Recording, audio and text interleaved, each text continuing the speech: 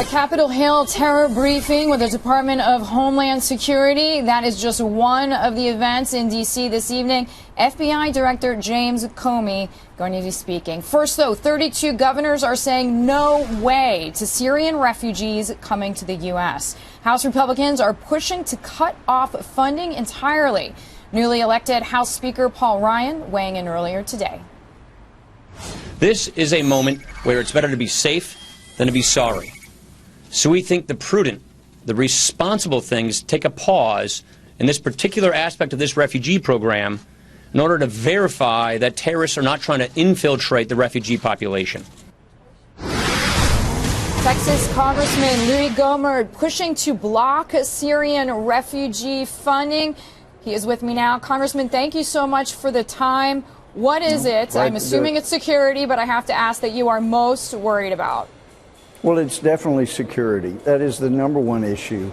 And the president says it's a betrayal of our values to say, let's hold on and bringing refugees. I know he says that we're going to totally vet them. This is the same president who said we're going to help the vetted, moderate Syrian rebels right before they kept giving all our equipment to ISIS, right before they made statements, or their leaders did, that they are aligned with al-Qaeda, that they're more aligned with ISIS than with America. I mean, when you have the FBI director, and I have a lot of respect for Director Comey, he's a pretty straight shooter, but he said, you know, with Iraq, we had, I didn't know this, Deidre, but they had gotten fingerprint data off of IEDs, shell casings, all kinds of stuff, and we were working with the Iraq government. We had all of their database.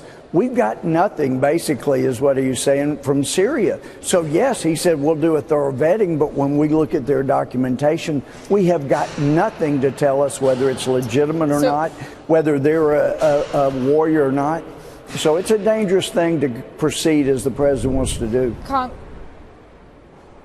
Congressman, the White House has said there is too much misinformation out there. The White House wants to lead a so-called counter-misinformation tour. Have you heard from the White House personally? No, I haven't, and that's interesting coming from this White House, because normally I don't go to these briefings because I find out far more accurate information on the internet and on Fox News, Fox Business. But I'm going to this one because Comey is going to be a large part of the briefing. But let me just say, he can talk what he wants to about misinformation. His own UN that he worships at the altar of has given us the data that says of the 43 million refugees they estimate in the world, about 91% of them are women and children. About 8 or 9% are men.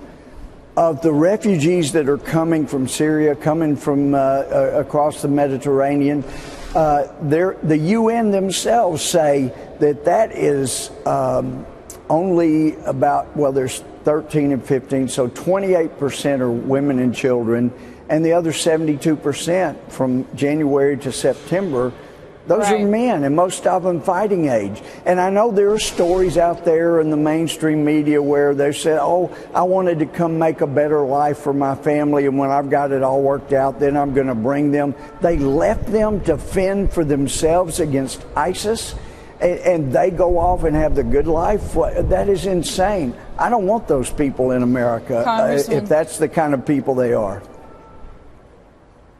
Well, it is true that at the very least, if they are accepted, there needs to be some measure of control. But I hear your comments, Congressman. I thank you for your time. So glad to have you with us, Congressman. Oh, certainly, Louie Gohmert. And we found out today there is no follow-up. Once they're here, nobody follows them. So we got to do better. Thank you. That is a great point. That is a great point to make.